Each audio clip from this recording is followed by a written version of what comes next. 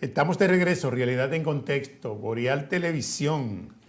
Seguimos aquí con el doctor Felipe Martínez. El doctor tiene siempre muchos temas de qué hablar. Y para eso se necesitaría no una hora, varios programas. Y este tema que es bien amplio, que tiene que ver con... El aparato locomotor. Sí, bien Entonces amplio. estamos viendo que los huesos, además de hacer sancochos, sirven para darle forma, mantenernos erguidos y proteger los órganos. Por ejemplo, el tórax. El tórax protege los órganos internos del tórax, como el corazón y los pulmones y los grandes vasos. Pero si tuviera que ser demasiado protector y no pudiera expandirse, entonces no pudiéramos respirar. Por eso lo hicieron así como ustedes lo ven, que tiene una caja flexible. Cuando se llena de aire, los pulmones se expanden y esas costillas se separa el espacio intercostal. Y cuando se vacía, se juntan. Entonces, por eso parece un acordeón que abre y cierra. Esa característica le permite proteger a los pulmones y al mismo tiempo dejar que los pulmones se expandan dentro de ellos.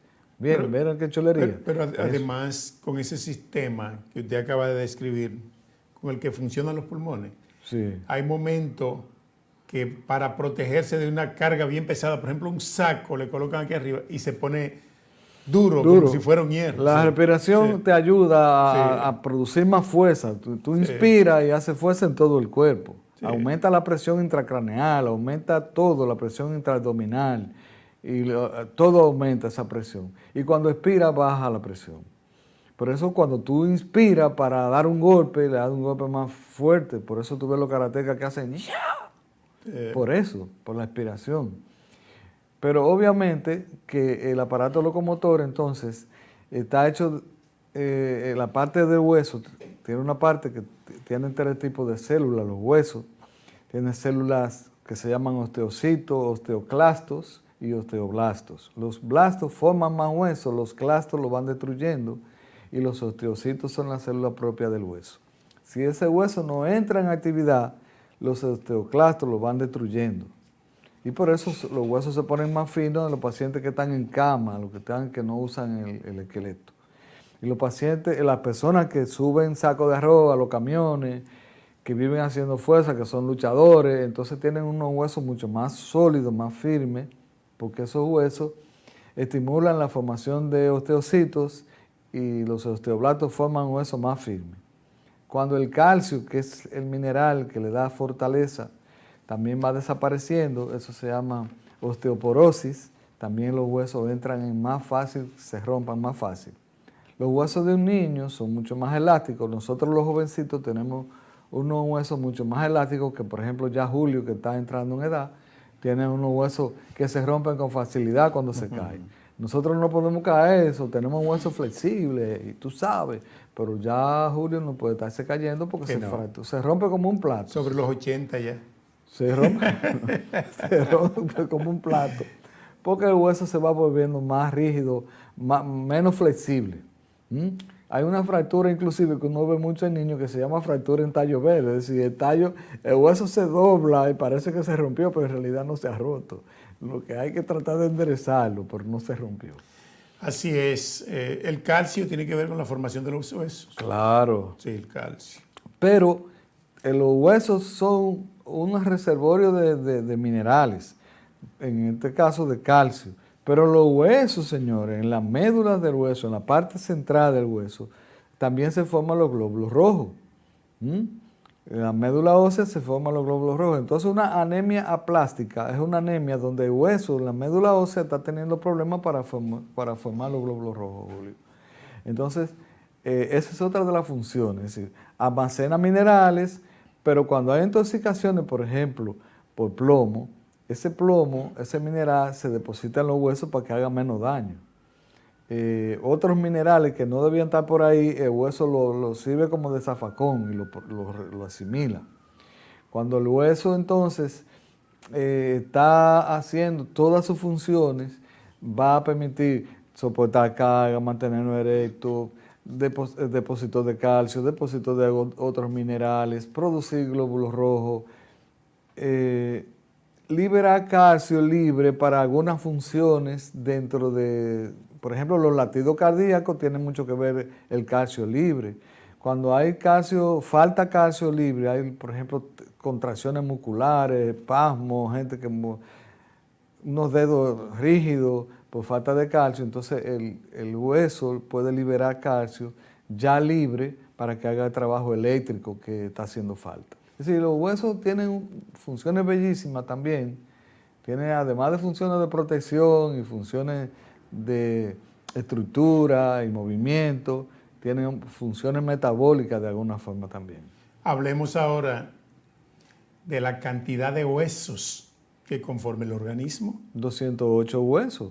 Hay huesitos muy pequeñitos, como el unguis, por ejemplo, o huesos muy largotes, como el fémur, que es el más largo, o el cúbito, el radio, huesos planos, como los huesos del cráneo, y huesos que son, bueno, todo, perdón Julio que me salga un chin, pero los huesos terminan en los cartílagos, en las articulaciones, que ya para finalizar, los movimientos de los huesos, además de los músculos, intervienen por los tendones, los ligamentos y los cartílagos en la finalización del hueso para las articulaciones.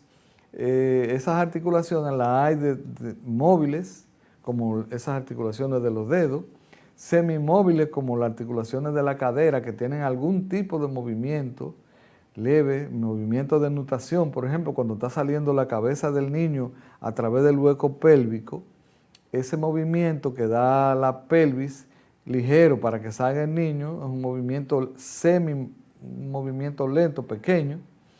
Es para que amplíe ese hueco que ustedes están viendo ahí, hay un movimiento pequeñito que se llama movimiento de nutación. Pero hay otras articulaciones, como ustedes pueden ver ahí mismo en esa cadera, que no se mueven. Por ejemplo, los huesos sacrococcígeos que están detrás de la columna, donde termina la columna, que se unen a esos huesos de la pelvis, el ilíaco. Esas uniones son inmóviles, son rígidas. Se mueven delante en la sínfisis, en esa gomita azul que ustedes ven adelante ahí de la sínfisis del pubis, es lo único que se puede mover.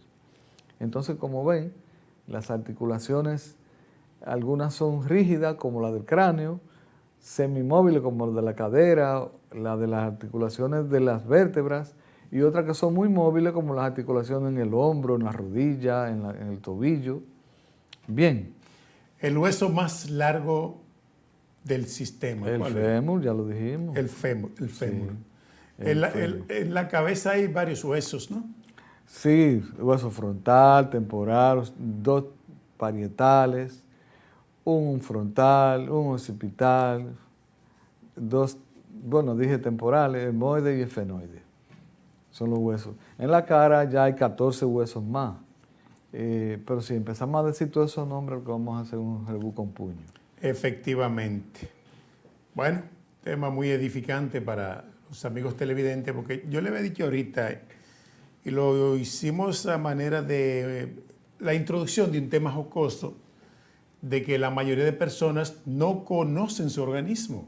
Obviamente. Yo siempre decía que aquí había un presidente que le decían el burro. Todo el mundo sabe quién es. Ese presidente sabía de cualquier cosa, pero por ejemplo, él no sabía cómo el hígado hacía su metabolismo.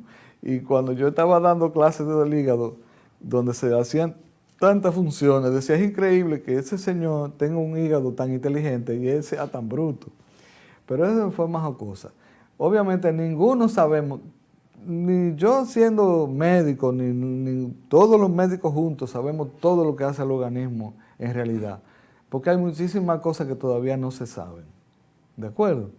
Y hay muchísimos avances de inteligencia artificial, de redes, ahora los conocimientos que una gente tiene en España, a poquito rato no lo sabe aquí en Valverde de Mao, que fue donde yo nací ahí, como le estuve diciendo. Entonces ya se sabe, ya se unen todos los conocimientos, pero aún así hay muchas cosas que no sabemos de nuestro organismo. O sea que el organismo humano todavía sigue siendo un tema objeto de estudio de la medicina. Un misterio por resolver. Sí, señor.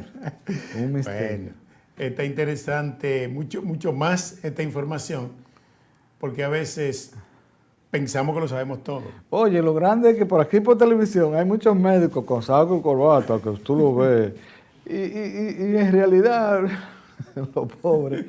Entonces, yo no puedo presentármelo como que yo soy el que más sé, ni todo lo que se sabe, ni todo lo que debería saberse, se sabe.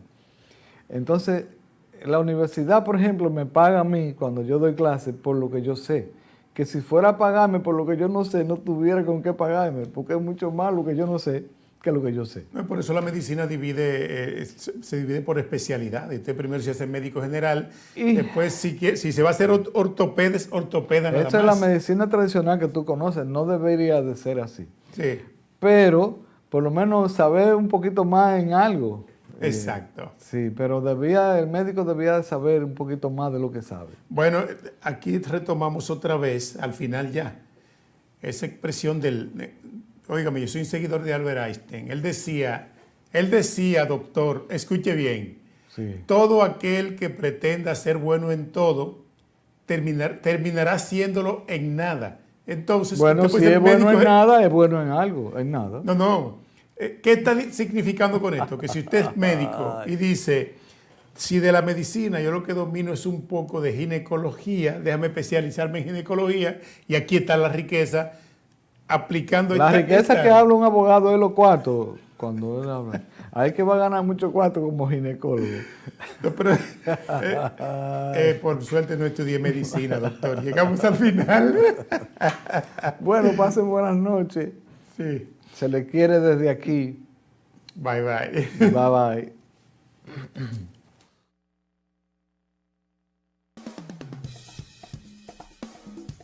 Boreal Televisión presentó